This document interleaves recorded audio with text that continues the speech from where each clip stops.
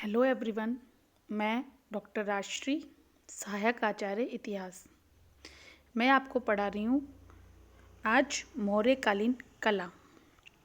मौर्य काल के बारे में हम पिछले वीडियोस में काफ़ी बातें कर चुके हैं कि मौर्य काल में अशोक का धर्म कैसा था या चंद्रगुप्त मौर्य का शासन प्रबंध क्या था, मौर्यकालीन आर्थिक स्थिति कैसी थी, सामाजिक स्थिति कैसी थी। तो हम देख चुके हैं कि मौर्य काल में चूंकि पहली बार भारत एक केंद्रीय शक्ति के अधीन आया, मौर्य काल में एक शांतिपूर्ण शासन व्यवस्था स्थापित की। हम मौर्य काल की जब देखते हैं कि आर्थिक व्यवस्था बहुत अच्छी थी, समाज में भी एक व्यवस्थित स्वरूप चल रहा था। तो इन्हीं सब के मिले जुले स्वरूप का प्रभाव ये हुआ कि मौर्य काल में कला के क्षेत्र में महत्वपूर्ण उन्नति हुई।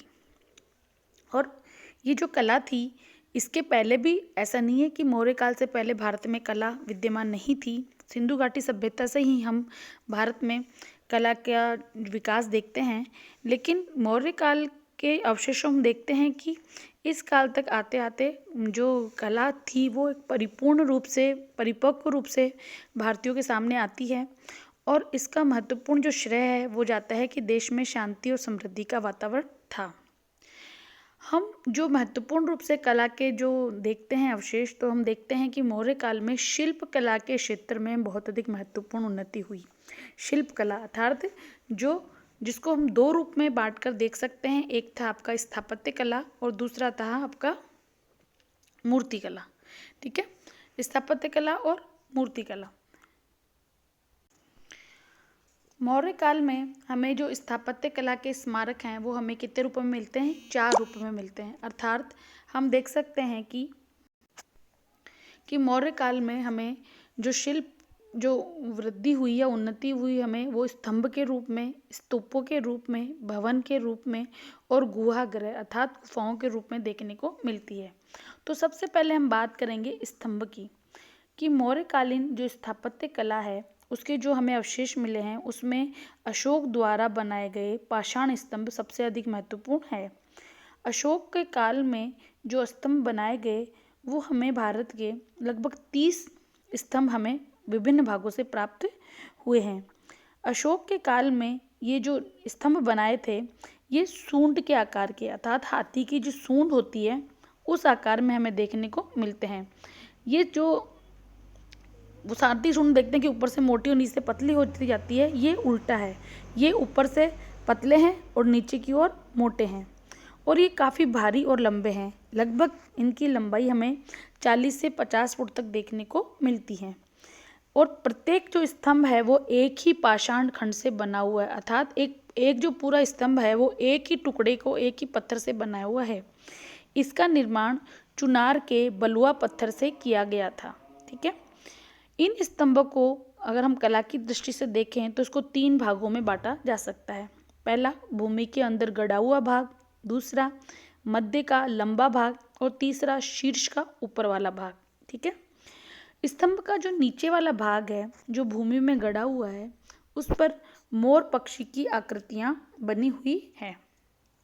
अर्थात जो नीचे जो भाग जमीन में गड़ा हुआ है उस पर मोर की आकृति बनी हुई है जो काफ़ी सुंदर और सजीव है। जो बीच का भाग है, ठीक है, वो सीधा है सूंड के आकार का, वो भी एक ही विशाल बलुए और लाल पत्थर से बना हुआ है। इन जो जितने भी स्तंभ है उस पर एक विशेष प्रकार का लेप किया गया है और वो जो लेप है, जो उसकी पॉलिश है, वो उसकी चमक आज भी बनी हुई है। ठीक है, ये लेप किन वस्तुओं का बनाया जाता था इसका हमें अब तक इसको ज्ञात नहीं कर पाए हैं और ये आज जो उसकी चमक है वो शीशे की भांति चमकती है।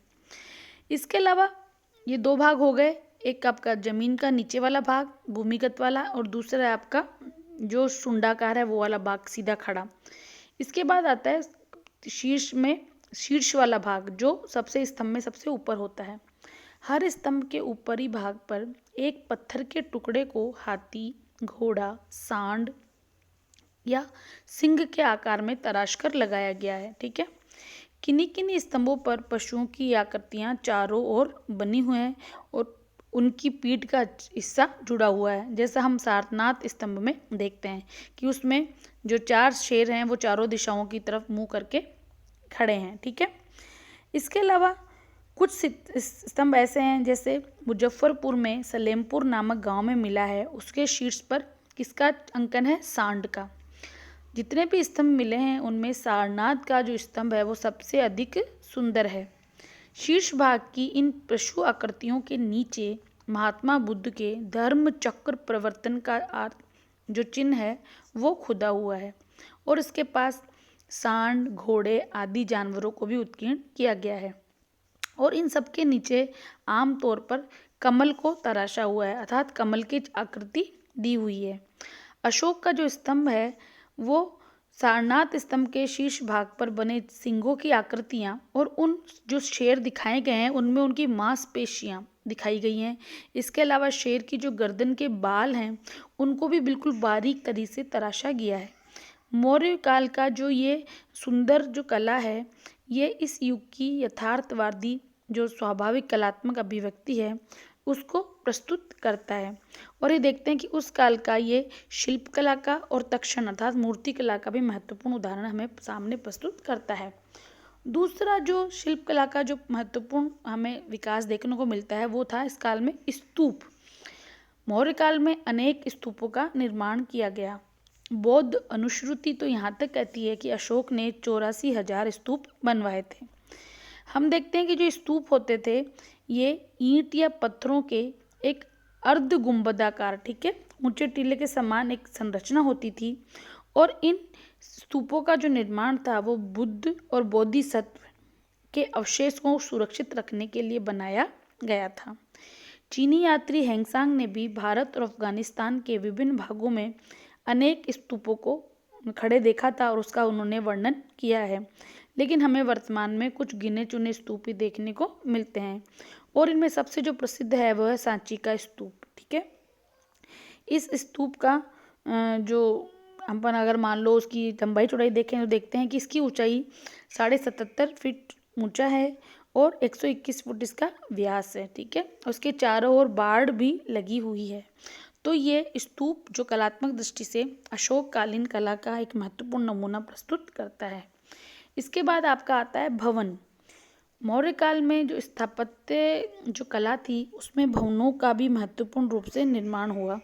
चूँकि उस समय जो भवन थे उनमें अशोक के पहले पत्थरों का प्रयोग नहीं किया जाता था, उस काल में लकड़ी का प्रयोग किया जाता था, ईंटों का प्रयोग किया जाता था, इसलिए हमें उस काल के जो नमूने मिले हैं वो इतने विस्तृत नहीं मिले हैं, लेकिन उस काल में जो साहित्य लिखा गया है, साहित्यिक रचनाएं हुई, उसमें उस चीज़ का हमें वर्णन मिलता है।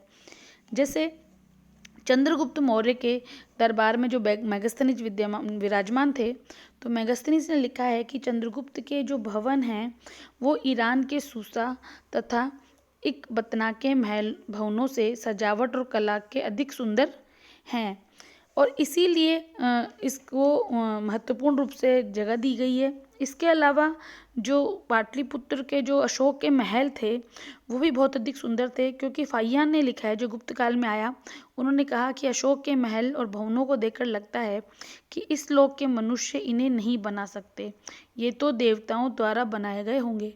तो इतनी बड़ी बात लिखना ये स्पष्ट करता है कि इस काल के जो भवन थे वो बहुत अधिक सुंदर रहे होंगे। और इसके अलावा हमें पुरातत्व खुदाई में भी अनेक अवशेष मिलते हैं भवनों के। उन अवशेषों को देखकर ये कहा जा सकता है कि निश्चित रूप से उस काल में इतने ही सुंदर भवन रहे होंगे। एक जो अन्य महत्वपूर्ण जो अवशेष हमें मिले हैं वो मिले हैं गुहागृह या गुफाओं का। पर्वतों की चट्टानों को काटकर अनेक गुफाएं बनाई गई, जिसमें उनके निवास स्थान हुआ करते थे, उनके उपासना गृह जहाँ पूजा करते थे, सभा भवन आदि बनाए गए थे। स्थापत्य की इस शैली का प्रारंभ मौर्य युग से माना जाता है। मौर्य सम्राट अशोक एवं उसके पुत्र दशरथ ने ऐसे कई गुहागृह बनवाए जो अलग अलग धार्मिक संप्रदाय के सन्यासियों के लिए थे। जो नागार्जुन और बाराबार की जो गुफाएं हैं वो बहुत अधिक मौर्य काल की प्रसिद्ध गुफागृहों के उदाहरण प्रस्तुत करती हैं। ये गुहागृह उस युग के कलाकारों के मेहनत, उनकी साधना, उनके लगन के परिचायक हैं। अब हम बात करते हैं मौर्यकालीन मूर्ति कला की।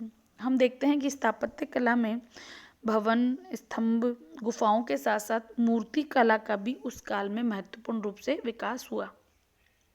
मथुरा के पास परखम में भी हमें यक्ष की मूर्ति मिली है। बेस नगर की स्त्री मूर्ति, पटना और दीदारगंज में मिली मूर्तियाँ कलात्मक रूप से विशिष्ट रूप से उल्लेखनीय है।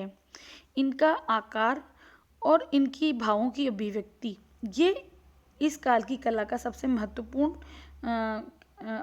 अवशेष माना जाता है। और अशोक के सारनाथ के स्तंभ, जिसका हम पहले भी जिक्र कर चुके हैं, उसमें शेरों की बनी मूर्तियाँ बहुत ही अधिक सुंदर हैं और कला की दृष्टि से अनुपम हैं। मौर्य काल में चित्रकला के क्षेत्र में भी वृद्धि हुई। बौद्ध शैली के चित्रों की रचना मौर्य युग में ही प्रारंभ हो गई थी, परंतु उस काल के हमें चित्रकला के नमूने उपलब्ध नहीं हो पाए हैं, हमें सिर्फ इसकी साहित्यिक जानकारी मिलती है। निष्कर्ष रूप में हम देखते हैं कि विद्वानों के अनेक विचार हैं मौर्यकालीन कला के बारे में। कुछ विद्वान जैसे स्पूनर, मार्शल, निहार रंजन रे आदि हुए हैं, उनका ये मानना है कि मौर्य कला अपने मूल में भारतीय नहीं थी, अपितु उस पर ईरानी कला का प्रभाव था। उनका ये मानना है कि सिकंदर के आक्रमण के समय बहुत से विदेशी सैनिक और शिल्पी भारत में बस गए थे और इन्हीं के द्वारा अशोक ने स्तंभों का निर्माण करवाया। ठीक है। स्मिथ की मान्यता है कि अशोक से पहले पत्थरों का प्रयोग भवन निर्माण में नहीं किया जाता था और अशोक के काल में ही सर्वप्रथम पत्थरों का प्रयोग किया गया, किंतु इस प्रकार का मत अतिशयोक्तिपूर्ण लगता है। अगर हम गहन अध्ययन करें तो ये मानते हैं कि भारतीय कला मूल में भारतीय थी। अरुण सेन ने भी मौर्य कला को पूर्णतः भारतीय बताया है। उनका कहना है कि मौर्य स्तंभों में कोई आधार नहीं है, जबकि फारसी स्तंभ का आधार होता था। इसी प्रकार मौर्य स्तंभ का लंबा भाग गोलाकार व चमकदार पॉलिश वाला है, जबकि फारसी या ईरान के स्तंभों में ऐसी चमकदार पॉलिश नहीं मिलती है। अतः मौर्य कला पर विदेशी प्रभाव को स्वीकार नहीं किया जा सकता। वस्तुतः मौर्य कला अपने मूल में क्या थी? भारतीय थी। उसकी आत्मा, उसकी साज सज्जा, उसकी बनावट सभी भारतीय थी। इसलिए अधिकतर विद्वान इसी मत को अपना मत मानते हैं। इसी के साथ ये टॉपिक ख़त्म होता है। आपके एग्ज़ाम की दृष्टि से काफ़ी महत्वपूर्ण टॉपिक है। आपका बड़ा क्वेश्चन आए तो पूरी मौर्यकालीन कला के बारे में आ सकता है, और शॉर्ट नोट में पूछे जाए तो स्तूप के बारे में अलग से पूछा जा सकता है, या फिर स्तंभ के बारे में कि स्तंभ किस प्रकार थे, या सारनाथ का स्तंभ, ये पूछा जा सकता है। इसके अलावा 2 नंबर के क्वेश्चन में भी आपके क्वेश्चन आ सकते हैं कि सारनाथ का स्तंभ में की विशेषताएं बताइए, या सांची का स्तूप कहाँ स्थित है, या किसने बनवाया था, या फिर जो बारबरा या नागार्जुन जो गुफाएं हैं उनका किसके द्वारा निर्माण किया गया है, वो कौन से धर्म संप्रदाय से संबंधित हैं, आदि क्वेश्चन आपके इसमें बहुत अधिक महत्वपूर्ण रूप से बनते हैं। स्थापत्य के बारे में अलग से पूछा जा सकता है, मूर्ति कला के बारे में पूछा जा सकता है। तो आप इस वीडियो को मैं आशा करती हूँ कि अच्छे से देखेंगे और इस टॉपिक को समझने की कोशिश करेंगे। धन्यवाद।